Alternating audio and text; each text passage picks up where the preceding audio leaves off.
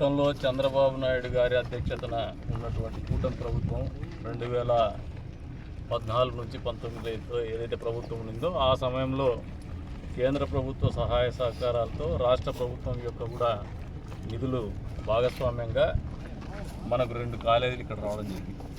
ఒకటి మైనారిటీల కోసం, ఒకటి మైనారిటీ రెసిడెన్షియల్ స్కూలు, అదే రంగా మైనారిటీ పాలిటెక్నిక్ కాలేజ్. దాదాపు ఇంత పెద్ద ఇన్ఫ్రాస్ట్రక్చర్ ఆల్మోస్ట్ 18 కోట్ల ఆ రోజుల్లో బడ్జెట్ ఇది. ఆ రోజుల్లోనే పనులు మొదలు పెట్టించినాం, స్థలం కూడా కేటాయించినాం. స్థలం ఇచ్చిన తర్వాత కాంట్రాక్టర్ పనులు కూడా మొదలు పెట్టించాం. దాదాపు 10 సంవత్సరాల కాలం అయింది. 10 సంవత్సరాల కాలం తర్వాత కూడా మళ్ళీ కూటమి ప్రభుత్వం అధికారానికి రాగానే ఏదైతే నిధులలో ఏమి ఉన్నటువంటి పరిస్థితుల్లోనే కాంట్రాక్టర్ పనులు ఆపేసి ఉండడంతో మేము చొరవ తీసుకొని మళ్ళీ ఈ ప్రభుత్వంలో నారా లోకేష్ బాబు గారి చొరవతో అదే రంగా కాంట్రాక్టర్ కూడా కొద్ది వరకు ఆయన చొరవ తీసుకొని సంబంధిత ఇంజనీరింగ్ శాఖ వారు కూడా కొద్ది చొరవ తీసుకొని అందరూ కలెక్టివ్గా ముందుకు తీసుకుపోతే రోజున పనులు మొదలుపెట్టినటువంటి పరిస్థితి. అయినప్పటికీ ఏదైతే గతంలో 18 కోట్లు ఉందో ఆ 18 కోట్ల నిధులు అనేది ఈ వర్క్ పూర్తి అవ్వడానికి ఇంకా ఇబ్బందికరమైన పరిస్థితి ఉంటుందని ఇంకొక 7 కోట్లు అదనంగా నిధులు కేటాయించమని చెప్పేసి కూడా నా వంతుగా నారా లోకేష్ బాబు గారిని, ఎన్ఎండి ఫారూక్ గారిని కోరడం జరిగింది.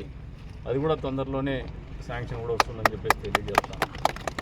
పూర్తి స్థాయిలో ఏదైతే మా ప్రభుత్వ హయాంలో మొదలుపెట్టినామో గతంలో చంద్రబాబు నాయుడు గారి నాయకత్వంలో, మళ్ళీ చంద్రబాబు నాయుడు గారి నాయకత్వంలోనే దీనికి తొందరలోనే అకాడమిక్ ఇయర్ కూడా మిస్ కాకుండా అందుబాటులోకి తీసుకురావాలనే ప్రయత్నం మేము అందరం కూడా చేస్తున్నాము.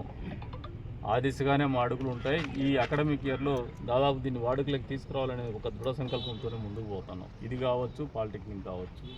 పాలిటెక్నిక్ కాలేజ్కి ఏదైతే ఉందో రెసిడెన్షియల్ పాలిటెక్నిక్ మైనారిటీస్కి అద్భుతమైనటువంటి ఇన్ఫ్రాస్ట్రక్చర్ ఉంది.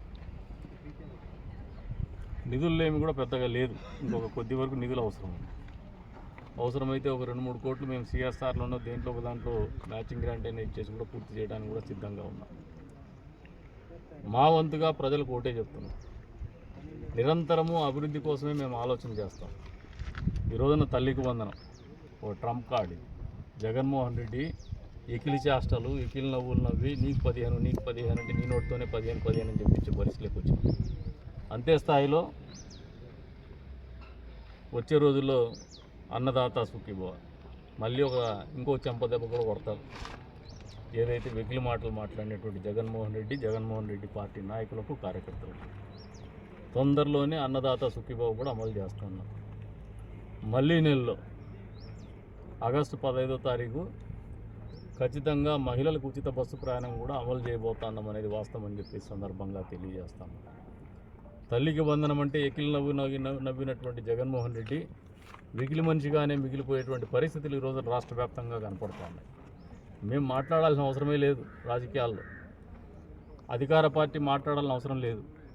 అమ్మలు మాట్లాడుతూ ఉన్నారు, తల్లులు మాట్లాడుతున్నారు, పిల్లలు మాట్లాడుతున్నారు, స్కూల్ పిల్లలు మాట్లాడుతున్నారు. సిగ్గుంటే జగన్మోహన్ రెడ్డి అసత్య ప్రచారాలు చేసి రాజకీయ లబ్ధి పొందాలనే ఆలోచనని మానుకొని కష్టపడి పనిచేసి ప్రజల్లో ఉండి ప్రజలకు మంచి చేసి అధికారానికి దగ్గర కావాలని ప్రయత్నం చేస్తే ఒక అవకాశం అన్నా ఉంటుందేమో. కానీ మీ ధోరణి ఏదైతే ఉందో అధికారం రాగానే పరదాలు కట్టుకొని అధికారం లేనప్పుడు మతాలను రెచ్చగొట్టి, కులాలను రెచ్చగొట్టి, అబద్ధ ప్రచారాలు చేసి అధికారానికి రావాలనే ఒక ప్రయత్నము ప్రజలు ఏమారినారేమో కానీ ఇంకేమారేటువంటి పరిస్థితులు లేరు. ఈ రోజున తల్లికి వందనం అనేది వాడలా, వీధిన, ఇంటింటిన కూడా సంతోషాన్ని తీసుకుంటుంది. అది ఎవరు చెప్తే కాదు, ఆశ్చర్యంలో ఉన్నారు ప్రజలు. నిజంగా ప్రభుత్వాలు ప్రజల కోసం ఇంత ఆలోచన చేస్తాయా, ప్రజల జీవితాల్లో ఇంత మంచి మార్పు తీసుకురావాలనే ప్రయత్నాలు చేస్తాయా అనేది గిల్లుకొని మరీ ఒకసారి నిజమా అబద్ధమా అనేటువంటి ఆలోచనలో ఉన్నారంటే ప్రభుత్వం ఇంత పెద్ద ఎత్తున ఇన్ని ఇబ్బందులు ఉన్నప్పటికీ కూడా, ఆర్థిక పరంగా రాష్ట్రం ఇబ్బందులు ఉన్నప్పుడు కూడా ఇచ్చిన మాట కట్టుబడి చంద్రబాబు నాయుడు గారు నెరవేర్చినటువంటి హామీ చరిత్రలో సువర్ణాక్షరాలతో లిఖింపబడుతుందనేది వాస్తవం అని జగన్మోహన్ రెడ్డికి తెలియజేస్తా ఉన్నాం.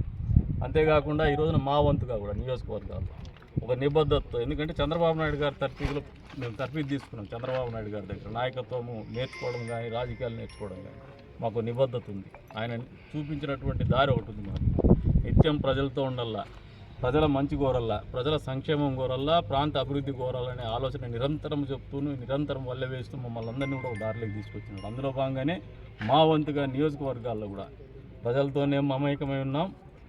ఈ ప్రాంత అభివృద్ధి కోసమే పాటుపడతామని చెప్పేసి కూడా తెలియజెప్తున్నాం. మళ్ళీ కదిరి నియోజకవర్గ ప్రజలందరి తరపున, తల్లులందరి తరపున చంద్రబాబు నాయుడు గారికి, కూటమి ప్రభుత్వానికి మనస్ఫూర్తిగా ధన్యవాదాలు తెలుపుతున్నాం. జగన్మోహన్ రెడ్డి ఒకటి తెలుసుకోవాలి,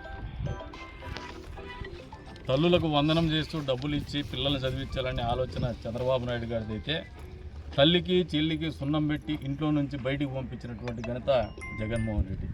ఆ వ్యత్యాసం ప్రజలకి ఇప్పుడు పూర్తిగా గమనించుకున్నారు, ఆలోచనలోకి వచ్చేసింది. ఇంకా జగన్మోహన్ రెడ్డికి రాజకీయంగా నూకలు చెల్లినట్టే అని చెప్పేసి కూడా తెలియజేస్తారు.